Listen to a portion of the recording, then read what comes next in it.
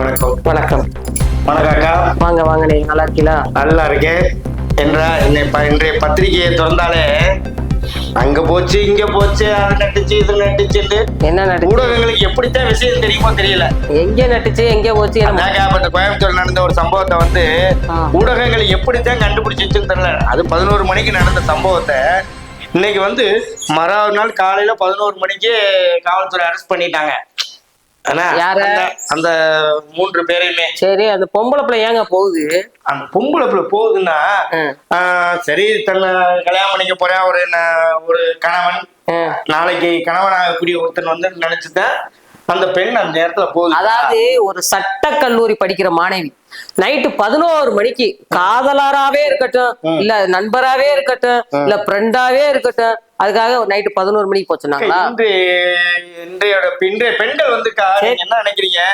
அன்றைய காலத்துல இந்த மாதிரி இருக்கீங்க, இன்றைய இருக்க பெண்கள் எல்லாம் அப்படி இல்ல. நம்ம எதையுமே சுயமா முடிவெடுக்கக்கூடிய தகுதியில் பெண்களுக்கு. சரிதானே, நீங்க சொல்றது கரெக்டுனே. நைட்டு 11 மணிக்கு போனது தப்பு ஒண்ணு. ரெண்டாவது, அந்த அம்மா அந்த பிள்ளை என்ன செஞ்சிருக்கு? கதவை பூட்டிக்கிட்டு உள்ள பேசுறவங்க வந்து ஒரு கோயில்ல பேசலாம், ஒரு குளத்துல பேசலாம், ஒரு பார்க்ல பேசலாம், ஒரு தியேட்டருக்கு போகலாம். அதை விட்டுப்பட்டு தனிப்பட்ட இடத்துல ஒரு புதர் மாதிரி இருக்கிற ஏரியாவுல நைட்டு பொம்பளை பிள்ளைக்கு 11 மணிக்கு என்ன வேலை? இல்லக்கா, அது வந்து விமான நிலையத்துக்கு பின்னாடி இருக்க ஒரு நகரம் தான் சொல்லியிருக்காங்களே தவிர அது வந்து புதர்ல ஒண்ணு கிடையாது. அது காடு மாதிரி தானே இருக்கு. ஆள் நடமாட்டம் இல்லாத கூட்டி சென்ற இடங்கள் மட்டும்தான் காடு. சரிங்களா? அதாவது வாட்ச் பண்ணிருக்காங்க. அதாவது என்ன, இப்ப வந்து போலீஸ் அதிகாரிகளை வந்து நம்ம குறை சொல்ல முடியாது. ஏன்னு கேட்டீங்கன்னா, அவங்க இந்த பொண்ணுங்கிட்டு போகுது அப்படின்னா கார்ல போற பிள்ளை பின்னாடியே வாட்ச் பண்ண முடியாதுல்ல. நைட்டு 11 மணிக்கு காருக்குள்ள என்ன வேலை? கரெக்டா விட போலீஸ்காரவங்க அந்த இடத்துல வந்து போலீஸ் ரவுண்டிங் போயிருப்பாங்கக்கா. போன இடத்துல சில ரைட்டு இவங்க ஏதோ லவ் பண்றாங்க அப்படின்னு நினைச்சு பேசிக்கிட்டு இருந்திருக்கலாம். கணவன் மனைவியா கூட இருக்கலாம் கூட நம்பிக்கை இருக்கும்ல. நைட்டு வந்து கதவை பூட்டிக்கிட்டு நைட்டு இதே அவங்களுக்கு இதே நாளடவுல ஒரு பழக்கமா இருந்திருக்கும் போல. ஒரு புதுசா வந்து ஒரு 3 பேர் வந்து கத்தியை கொண்டுட்டு அருவாளை கொண்டுட்டு வராங்கன்னா சும்மாலாம் வரமாட்டாங்க. அத பலமுறை வான் பண்ணிருப்பாங்க. அந்த வான் பண்ணதுனாலதான் கத்தி அருவாளோட பேர் மேலேயும் பல கேசுகள் இருக்கு. 15 வருஷமா கோவை மாவட்டத்துல வாழ்ந்துகிட்டு இருக்காங்க இவங்க 2 பேருமே, அண்ணன் தம்பி 2 பேருமே. நீங்க சொல்றது கரெக்ட் தானே? என்ன பல வழக்கு போனாங்கன்னு யாருக்கு தெரியும்? பல வழக்குகள் இருந்தாலும் ஒரு பொண்ணு ஆணு கதவை போட்டிக்கிட்டு இருக்கிறத ரெகுலரா பாத்துருக்காங்க. ரெகுலரா பார்த்ததுனாலதான் நம்ம சொல்ல முடியாது. இல்ல திடீர்னு ஒரு கத்தி அருவாளோட நீங்க நானும் போக முடியுமா? நீங்க திருட எங்கக்கா களவாணித்தனம் பண்றவங்க என்ன வேணாலும் போயிருக்கலாம்ல. அந்த நேரத்துல சரி கார்ல அப்படியே லைட் எரியுது, என்ன பண்ணுது ஏது பண்ணுதுன்னு பாத்துருக்காங்க. போலீஸ்காரங்க என்ன செய்யணும்னா, அப்படியே எதுக்கு பின்னாடின்னு சொல்றாங்க, ஏர்போர்ட்டுக்கு பின்னாடிங்கிறாங்க. ஏர்போர்ட் பின்னாடிங்கிற ஒரு 10 மணிக்கு 11 மணிக்கு ரோந்து போவாங்க இல்லையா? கண்ட்ரோல் வண்டி எல்லாம் 9 மணிக்கு மேல ஏர்போர்ட்ல எந்த இதுமே கிடையாது. அப்புறம் கிடையாதுங்கிற 11 மணிக்கு பொண்ணு எதுக்கு பின்னாடி, அதாவது ஏர்போர்ட்டுக்கு பின்னாடி நடக்கக்கூடிய சம்பவங்களை வந்து யாரும் பார்க்க முடியாது. பின்னாடி சுத்தி தாங்க பாக்கணும். தனிப்பட்ட முறையில அதாவது நம்ம குறை சொல்லணும்னா யாரும் சொல்லணும் தெரியுங்களா? அரசாங்க ஊழியர்கள், அரசாங்கத்துக்குரிய, அதாவது போலீஸ்காரங்களே நம்ம சொல்ல முடியாது. அரசாங்கம் 10 மணிக்கு மேல மதுபானம் வித்துக்கிட்டு இருக்கிறதுனாலதான் இன்னைக்கு இருக்கிற நிலைமைகள் வந்து இந்த மாதிரி நடந்துகிட்டு இருக்கு. சரிங்களா? அது முதல் காரணமா இருக்கலாம்ல. அதெல்லாம் காரணம் இருக்கு. போதை போட்டாது அவ என்ன பண்றான்னு யாருக்குமே தெரியலக்கா. போதை போட்டா அக்கா யாரு அப்பா யாரு அக்கா தங்கச்சி யாரு தெரியாம அவனுக்கு தாக்கா தெரிஞ்சிருக்கணும். ஏன்னா ஒரு நல்லவன் வந்து அந்த வேலை செய்ய மாட்டான்.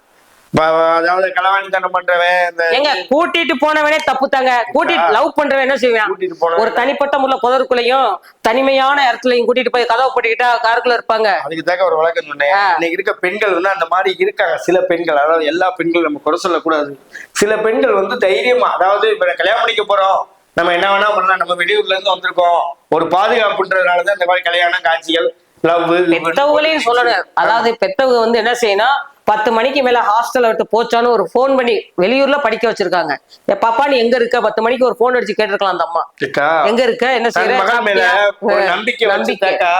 அதாவது பெண்கள், அதாவது அம்மா எல்லாம் என்ன சொல்றாங்கன்னா, எங்க பாருங்க பெண்ணுக்கு பிள்ளைய என்ன சொல்லுதுங்க, அம்மா ஹாஸ்டல்ல தாமா இருக்கேன், இங்கதாம்மா இருக்கேன் அப்படின்னு சொல்லிட்டு போகுதுல்ல. நம்ம பக்கத்துல வந்து பார்த்தா தானே தெரியும். கண்டிப்பா. அதாவது பெண்கள் வந்து இப்படி போறாங்கன்னா முதல்ல வந்து பெத்தவங்க வந்து என்ன சொல்லணும்னா, இந்த மாதிரி ஒரு கட்டுக்கோப்புக்குள்ள கொண்டு வரணும். என்னக்கா நான் சொல்றது? கண்டிப்பா. அதாவது ஒரு வெளியில இருந்து படிக்க வைக்கிறாங்கன்னா அந்த பிள்ளை கரெக்ட் நல்ல பிள்ளை, நம்ம பிள்ளை அப்படின்ற ஒரு நம்பிக்கையில தான் பெத்தவங்க அனுப்புறாங்க. சரியா? இது வந்து சில பேர், ஒரு சில பெண்கள் மட்டும்தான் நம்ம சொல்ல முடியும். ஏன்னா எல்லா பெண்களும், இப்ப நான் பார்த்த பிள்ளை, எனக்கு அக்கா இருக்காங்க, அக்கா பிள்ளை இருக்கிய, அது எல்லாருமே ஒரு உணரக்கூடியவங்க. இது வந்து பெரிய ஒரு தப்பு தான். என்ன அதுக்காக இவங்க வந்து காருக்குள்ள இருக்கிறக்காக அந்த பயல்கள் இந்த மாதிரி செய்யக்கூடாது. வந்து என்னன்னா, இவன் அக்கா தங்கச்சியோட பிறந்திருக்கானா முதல்ல, பெற்ற தாய் ஒரு பெண் தானே. 3 பேர் வந்திருக்காங்க, நல்லவங்களா இருந்திருந்தா கதவு காரை உடைச்சு கூட, இங்க என்ன பண்றீங்க கிளம்புங்கன்னு சொல்லியிருந்தா பரவாயில்ல. நகைக்கு ஆசைப்பட்டிருக்கலாம், இல்ல பணத்துக்கு ஆசைப்பட்டிருக்கலாம், இது பண்ணிட்டு அவனை வெட்டியிருக்காங்க. நகைக்கும் பணத்துக்கும் காசுக்கும் ஆசைப்பட்டிருந்தால் அந்த புள்ள கழுத்துல காதுல கிடக்கிறத அத்துட்டு அடிச்சு போட்டு கூட ஓடலாம். தனிப்பட்ட முறையில இழுத்துட்டு போய் மானவங்க படுத்தணும்னு அவசியம் இல்லையே. அதுதாங்க போத, அதுதான் போத. மானவங்க படுத்தணும்னு அவசியம். போதை வந்து ஒரு நெகை கண்ணுல வச்சு, நெகத்தோட இந்த இதுல வச்சு முடிச்சு விட்டுறாங்க. இப்ப அந்த மாதிரி ஒரு சூழ்நிலை. அதுக்கு வந்து நம்ம கவர்மெண்ட் என்ன செய்யணும்னா, இந்த பெண்களுக்கு பாதுகாப்பு கொடுங்க. இந்த அரசியல் வந்து பெண்களுக்கு பாதுகாப்பு கிடையாது. தமிழக அரசு என்ன செய்யணும், இந்த போதை பொருளை அரைவை ஒழித்து கட்ட வேண்டும். கண்டிப்பான முறையில இதை செய்ய வேண்டும் தமிழக அரசு. நீங்களே சொல்றீங்க, அந்த 3 வயசு பிள்ளைய கற்பழிச்சாங்க, பல விஷயங்கள் பேசுறோம். இந்த கோயம்புத்தூர் நிறையங்க இல்லக்கா, கோயம்புத்தூர் மாவட்டம், திருப்பூர் மாவட்டத்துல பேப்பரை திறந்தா என்ன நினைக்கின்றீங்க? கள்ளக்காதல், அவனுடன் இவன் ஓடினான், புருஷன் குடித்தான் அதனால கொண்டு, இந்த மாதிரி ஒரு விஷயங்கள் தான் போய்கிட்டு நிறைய சின்ன. சரிங்களா? பள்ளிக்கூடத்துக்கு பொம்பளை புள்ள போச்சா வந்துச்சான்னு ஈரக்குலைய கையில பிடிச்சுக்கிற பொம்பளை பிள்ளைய ஏண்டா பெத்தங்கிற மாதிரி ஆயிப்போச்சு. அதாவது பெண்களை வந்து நம்ம வணங்குறோம் அன்னைக்கு இருக்க. அதாவது நம்ம மதுரை மாவட்டத்தை பொறுத்த வரைக்கும் பெண்கள் வந்து தெய்வம் சொல்லி வாழ்ந்துகிட்டு இருக்கோம் நம்ம. அங்க அப்படி இல்ல. சில மாவட்டங்கள்ல எல்லாம் பாத்தீங்கன்னா பெண்களை வந்து மதிக்க மாட்டாங்க. ஒரு தெருவுக்கு இப்ப நாங்க இருக்கிற ஏரியாலே பார்த்தா பப்ளிக்கா கஞ்சா எடுத்துக்கிருக்காங்க இன்னைக்கு. அப்ப சொல்றீங்க பப்ளிக்கா. அப்ப இதுக்கு 6 காரணம் சொல்லுங்க பாப்போம். இப்ப சமீபத்துல ஒரு போலீஸ் வந்து ஒரு லேடியை பிடிச்சாங்க. இப்ப நான் வந்து அப்படி கஞ்சா விக்கிறாங்கன்னு சொன்னா என்னைய போட்டு சொல்லிடுவாங்க. இதுக்காண்டி பயந்துகிட்டு நாங்க யாரையும் காட்டிக்கிறோம். பையில வச்சு வித்துக்கிட்டு இருந்தாங்க. என்னடான்னு பார்த்து பிடிங்கி பார்க்கும்போது கஞ்சா. யாருமா உனக்கு கொடுத்தது அப்படின்னா, எனக்கு இந்த உடம்புல அரிப்பு இருக்கிறதுனால இதை தேய்ச்சா சரியா போயிடும் அப்படின்னு அந்த பொம்பளை சொல்லி தப்பிச்சு போயிருக்கு.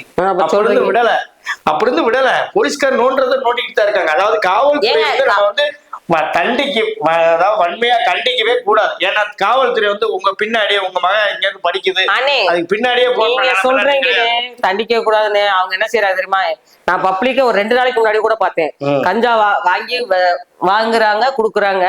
போலீஸுக்கு தெரிஞ்சு வராரு, போலீஸ்காரனுக்கு பைசா குடுக்குறாங்க. பைசா கொடுக்க அவர் சத்தம் இல்லாம போய் விக்காம இருந்தா போலீஸ்காரர் லஞ்சம் வாங்குறது மாட்டாங்கல்ல. இப்படி நடந்துருக்கு. சரிங்களா? இப்ப முதல்ல எல்லாம் பாத்தீங்கன்னா ஹெல்மெட் போட்டு வந்தா 100 ரூபாய் ஃபைன் அப்படின்னு தான் சொல்லியிருக்காங்க. இப்ப நீ ஹெல்மெட் போடு, போடாம இரு. ஏன்னா உன்னோட வாழ்க்கை. பின்னாடி போகும்போது போட்டோ எடுத்துடுறாங்க, நம்பரை ஆட்டோமேட்டிக்கா ரெஜிஸ்ட்ரேஷன் ஆகிடுது. சரிங்களா? இப்ப 2 நாளைக்கு முன்னாடி ஒரு ஃப்ரெண்ட் ஒருத்தர் புது பைக் வாங்கிட்டு போயிருக்காப்ல. என் வண்டி 3 மாசம் ஆச்சு, இது வரைக்கும் எந்த ஒரு இதுவுமே இல்லை. வண்டி வாங்கிட்டு போய் 1 மணி நேரம் தான் கையில கொடுத்துருந்தேன். என்னடா தம்பி மெசேஜ் வந்துருச்சு, என்னடா அப்படின்றேன். அண்ணே அவனுக்குள்ள போகும்போது ஹெல்மெட் போடலண்ணே அப்படின்றியா. அப்ப எனக்கு 1000 ரூபாய் ஃபைன். அவனுக்கு கிடையாது, எனக்கு 1000 ரூபாய் வண்டி கொடுத்ததுக்கு. பெட்ரோல் போட்டு வர கொடுத்ததுக்கு வண்டிக்கு எனக்கு 1000 ரூபாய் ஃபைன். அப்படி ஆயிப்போச்சு.